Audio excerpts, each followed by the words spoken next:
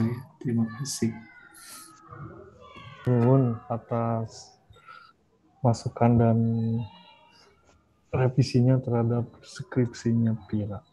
Sekarang saya kasih kesempatan kepada Bapak C. Gunawan, SEMM, untuk memberikan pengujian terhadap skripsinya Pira. Silakan Pak. Oke, terima kasih Pak Gali. Pira, apakah suara saya terdengar jelas? Ya Pak, terdengar. Oke ya, saya ingin memulai dari latar belakang ya. Ya Pak. Di halaman 6, ini ada berapa karyawan ya totalnya? Halaman Di Embos itu ada berapa karyawan?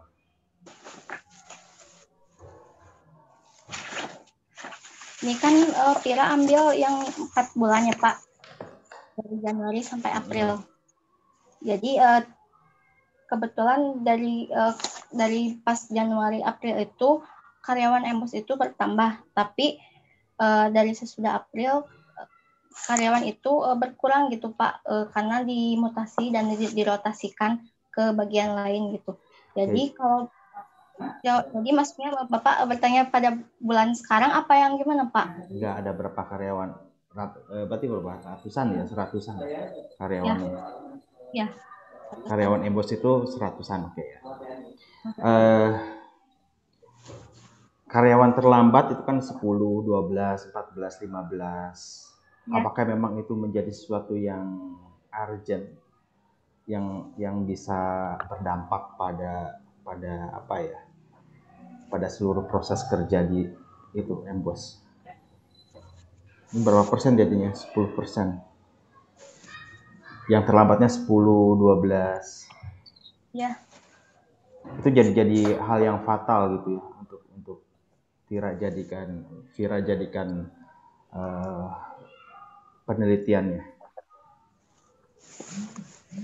Ya, menurut Vira ini sebenarnya ini yang paling sering terjadi itu Pak, karyawan ini terlambat itu banyak sekali. Jadi masalah yang di perusahaan ini Vira makanya ambil yang contoh yang karyawan terlambat juga, ini yang paling sering terjadi di perusahaan gitu. Apalagi bagian Embos karyawannya banyak juga yang sering terlambat. Jadi bermasalah banget meskipun yang terlambatnya hanya 10 orang, hanya 15 orang. Karena gini ya, tidak semua masalah itu bisa dijadikan masalah penelitian. Itu harus milah-milah.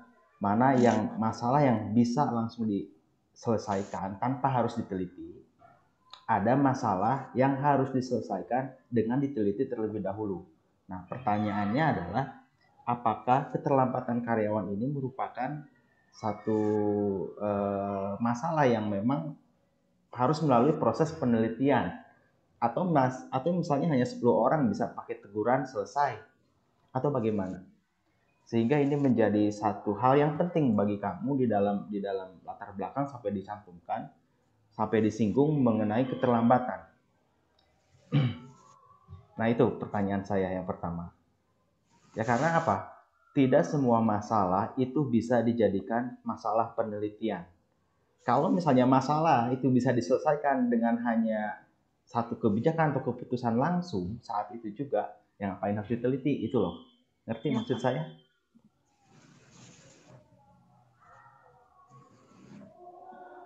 Paham? Paham Pak. Nah, sekarang coba dijelaskan. Kenapa Pira saya mencantumkan masalah yang karyawan terlambat ini? Karena apalagi maksudnya ya seperti itu, banyak kendala juga kan karyawan pada saat ingin berangkat bekerja gitu Pak ya. Dari mulai mungkin mogok motor misalnya, kalau yang bawa motor atau kendaraan, ataupun banyak tiap pagi itu kan macet gitu. Apalagi kalau misalnya ada juga perusahaan yang sama di situ, GSI gitu ya, pabrik sepatu juga, itu juga jadi menyebabkan jadi karyawan itu terlambat, maksudnya apalagi karyawannya terlambat itu bukan hanya 1 menit atau 2 menit saja gitu. Kalau misalnya sampai setengah jam itu juga ada, itu juga akan memperhambat pada target produksi gitu Pak. Oke, memperhambat target produksi. Apakah ini disampaikan nggak?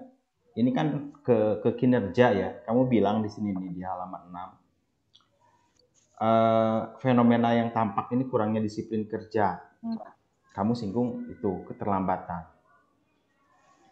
Lalu masalah yang sering terjadi ini membuat kinerja pada bagian embos menurun. Nah, kamu ada statement kinerja membuat kinerja karyawan pada bagian embos menurun. Itu dasarnya apa? Ada data gak yang menunjukkan bahwa kinerja itu turun? Di sini nggak ada kayaknya.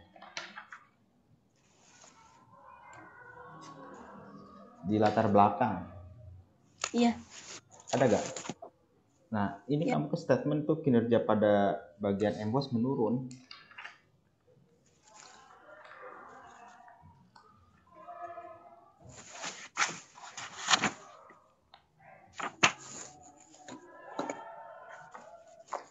Kamu cantumkan menurun itu merefer kemana nih atau merujuk kemana? Menurutnya itu menurut saya jadi lebih tidak disiplin terhadap menggunakan waktu gitu atau dalam hal ketepatan waktu gitu. Jadi ini jelas kok kinerja karyawan menurun. Nah, ini ada datanya yang mendukung statement itu.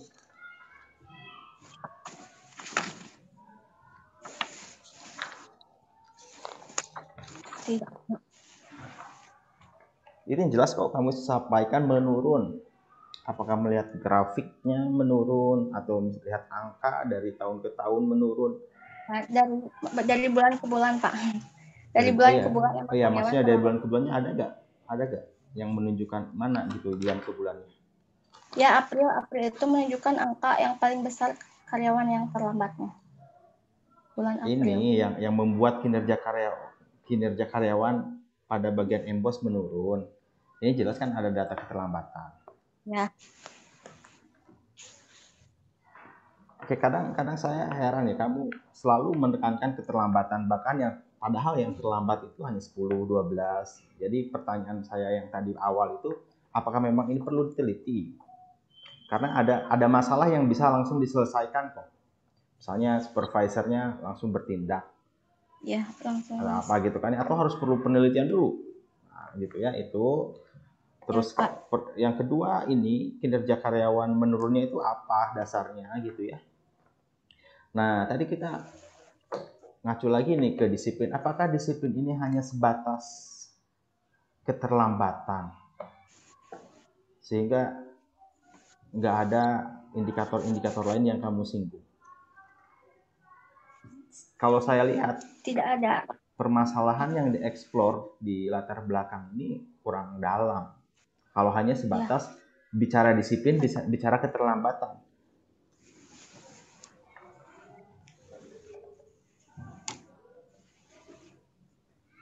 Padahal di sini kamu di indikator disiplin kerja itu banyak yang bisa dibahas. Selain tepat waktu, bisa bicara SOP itu ada. Sanksi peringatan juga ada. Nah, ini ya yang saya heran juga, di disiplin itu ada sanksi atau peringatan. Ada lagi variabel punishment. Kalau di sini sanksi peringatan sama nggak? Peringatan sama punishment, sanksi sama punishment sama nggak?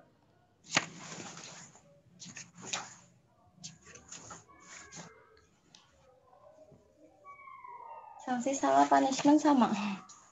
Termasuk hukuman juga sih Pak. Ya kan di satu sisi itu jadikan satu indikator dalam disiplin, satu sisi juga kamu konstruk lagi variabel punishment, ada lagi punishment gitu ya.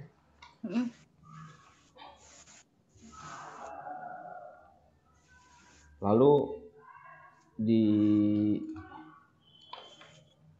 Di variabel kinerja juga ada ketaatan. Ada patuh peraturan. Apakah itu sama dengan disiplin? Nah, jadi banyak irisannya itu, tumpang tindih. Ya. Sepertinya kalau saya lihat dari sini, kamu mengkonstruk variabel, membuat indikator-indikatornya kurang pas, sehingga banyak yang bertabrakan gitu. Akhirnya indikator-indikator yang kamu sampaikan ini tidak mampu mengukur variabel. Apalagi di pembahasan di latar belakang, kamu berfokus pada keterlambatan saja, padahal cuma segelintir orang kok kalau saya lihat di sini. 10 orang, 14 orang gitu ya. Itu kamu titik beratkan ke sana. Padahal kedisiplinan tidak hanya itu, dan kamu seolah ini menjadi satu masalah yang urgent untuk diteliti. Ya, terus datanya juga di bagian kinerjanya nggak ada disampaikan.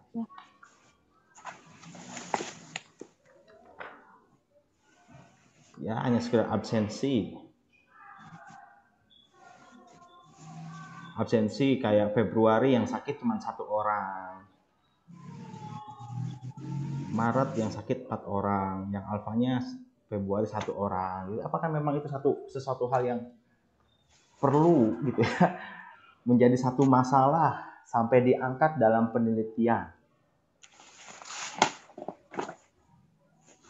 Nah, ini ya yang kita perlu memilah masalah, karena semua masalah itu tidak semua masalah bisa dijadikan masalah penelitian. Kalau misalnya masalah itu bisa diselesaikan saat itu juga hanya melalui satu kebijakan atau instruksi, yang ngapain harus diteliti gitu loh ya. Gitu. Ya, saya nggak menyalahkan variabelnya. Kenapa harus disiplin? Enggak, cuman cara kamu memaparkan di latar belakang ini sepertinya dangkal sekali gitu ya. Iya, Pak. Masalah yang menurut saya ini bisa diselesaikan langsung kok. Yang alfa lagian nggak banyak amat, nggak sampai setengahnya alfa, nggak sampai 25%-nya alfa. Yang terlambat gitu ya hanya 10 orang, 12 orang, yang memang mungkin itu bisa langsung melalui instruksi kebijakan atasannya selesai gitu loh. Nggak perlu diteliti sampai berbulan-bulan kamu ngerjain gitu ya. Padahal masalahnya cuma terlambatnya hanya 6 orang, 12 orang gitu. Kurang pas kalau kata saya ya di latar belakang. Itu saya hanya mengomentari itu, Vira ya. Ya, Pak. Silakan kalau misalnya ada penguat dari kamu yang ingin disampaikan, yang akan dijadikan saya khususnya dan para penguji untuk pertimbangan skripsi. Silakan Vira.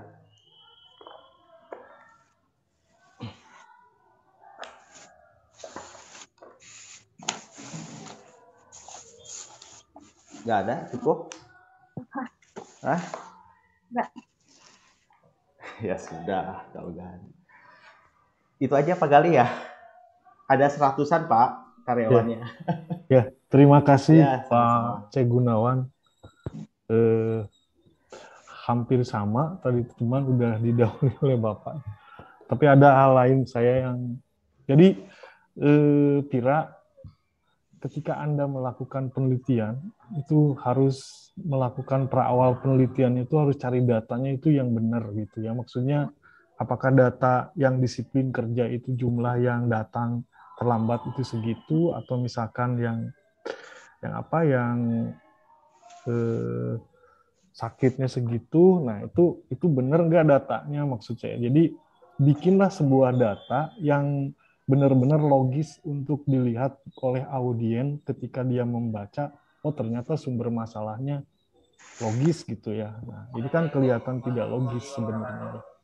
Nah, yang kedua, betul kata Pak C. Gunawan ya, hal yang paling penting dari sumber masalah yang Anda teliti itu kan output ke variabel Y-nya kan, ke kinerja. Nah, output penting yang ke kinerjanya itu Anda nggak menampilkan fenomena empirisnya itu apa gitu. Ketidakdisiplinan berpengaruh, harusnya kan ada data yang menunjukkan misalnya jumlah sepatu yang produknya itu mengalami penurunan jumlahnya ketika ada keterlambatan itu.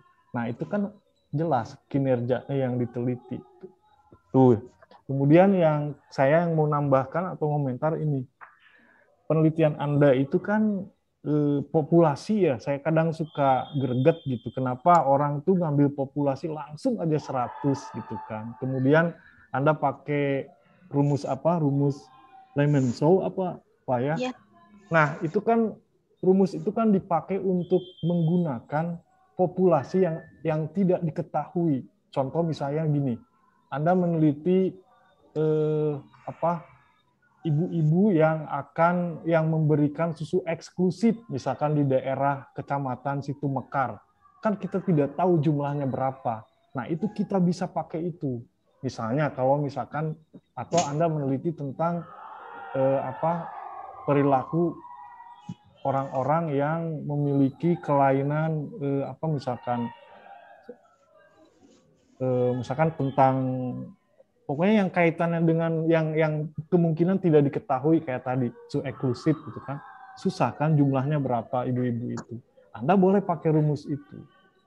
Tapi kalau misalkan jumlahnya diketahui, misalnya contoh jumlah yang diketahui, Anda kan di departemen itu kan jumlahnya jelas, dari 60.000 itu departemennya pasti sekitar 400 misalnya gitu ya, kalau paling banyak 400. Anda bisa menggunakan rumus Slotkin atau bisa pakai tabel Isaac ya.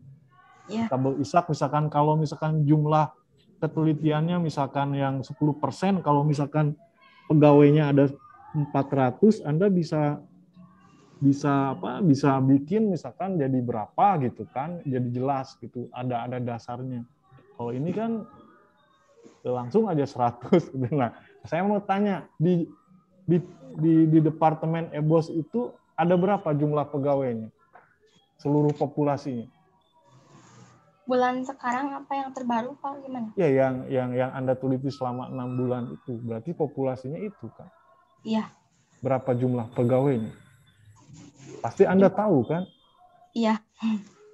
Jumlah pegawai sekarang itu bulan yang akhir itu ya Pak, yang update-nya sekarang itu ada 55. 55 orang. Ya. Nah, berarti kan Anda harus bisa menggunakan sensus aja kan, seluruh populasi bisa jadi sampel karena jumlahnya kurang dari 100. Kemudian Anda bisa pakai buku Sedarmayanti atau pakai Sugiono gitu kan, jelas.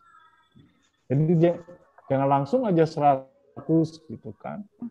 Nah, itu satu ya. Terus tadi data yang Anda ambil itu untuk penguat fenomena empirisnya tidak begitu meyakinkan, terutama belum ada kinerjanya, data yang kinerjanya itu, padahal itu penting. Kemudian yang ketiga juga betul kata Pak Jul ya, hati-hati ketika Anda membuat kuesioner yang Anda buatnya itu seakan-akan itu kuesioner negatif itu kan bisa fatal juga, berarti hasil analisis data Andanya salah sebenarnya kan. Kemudian ketika sampelnya juga salah gimana terus? Nah, jadi itu masukan dari kita ya. Selain dari itu udah baik lah, presentasinya udah baik. Kemudian terus tadi ada yang salah lagi, bahwa T hitung lebih besar dari T tabel. Anda nyebutnya minus gitu kan. Padahal aslinya itu positif di dalam skripsinya. Jadi tetap harus hati-hati ketika kita akan menjelaskan di presentasi kita, karena kan itu bisa fatal ya. Kemudian satu lagi, kebanyakan kan di kesimpulan, Anda baca coba di kesimpulan.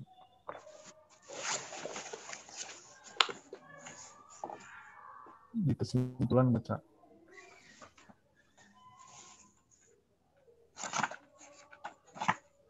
Ada keunikan enggak?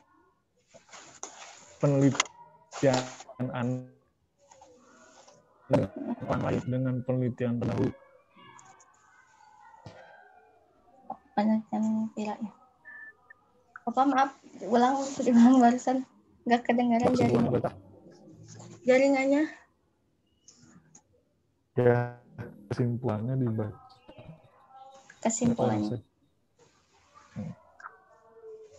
Kesimpulannya ya Pak.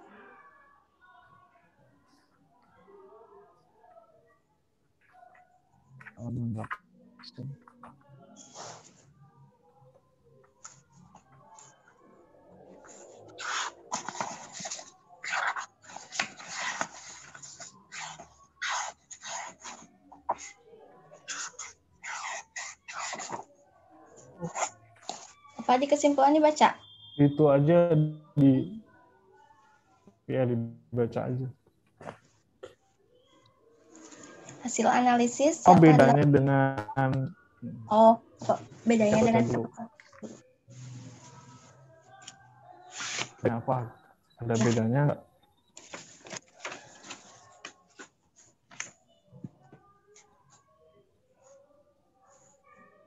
Di penelitian saya yang perbedaannya penelitian saya dengan penelitian terdahulu ini mungkin ada pembaharuan nilai koefisiennya, yaitu pasti berbeda dari penelitian-penelitian sebelumnya, dan mungkin pengaruh variabelnya juga lebih kecil dari penelitian yang terdahulu gitu Pak.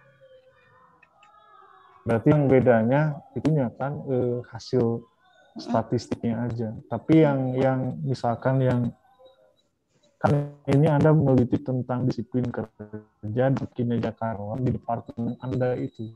Ya. Nah, sehingga ketika hasil penelitian Anda hasilnya baik, maka tentu saja perusahaan bisa melakukan evaluasi kan, bagaimana bisa meningkatkan disiplin kerja terhadap kinerja karyawannya. Karena itu tujuan penelitian Anda kan. Nah, sehingga kesimpulan itu kan harus ada juga apa istilahnya, menunjukkan keunikan. Nah, makanya di penelitian kuantitatif itu kan yang menentukan yang menjadi alat ukurnya itu kan instrumen kuesioner, dan instrumen itu kan Anda kembangkan sendiri. Makanya harus hati-hati tadi kata Pak Ju, ketika bikin kalimat positif atau pernyataan